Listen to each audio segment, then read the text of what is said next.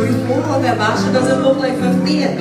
She looks 25 tonight and forever. Isa pa nga pong masigaw palakpakan for Mami Eva! Ladies and gentlemen, thank you all so much. Gusto ko yung palakpakan.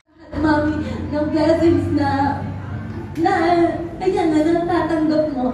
At gusto ko lang po sabihin na pag sobrang hina na po ng loob ko, si Mami po, yung mga kapatid ko, sila po talaga yung lakas ko.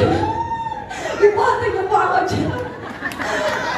Ayun po, sobrang love ko po talaga si Mami at Daddy.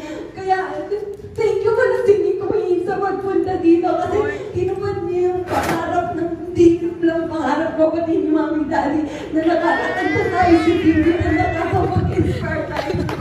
Iyak si Tatay Ote. At ayun, wala na akong sobrang proud ako na siya yung mami ko na si Evelyn ng Luzon pa rin. At kaya kung niyo kung sasaktan yung mami ko kasi mabibili ko po kayo. I love you, Mami. Love you! Love you! Happy birthday,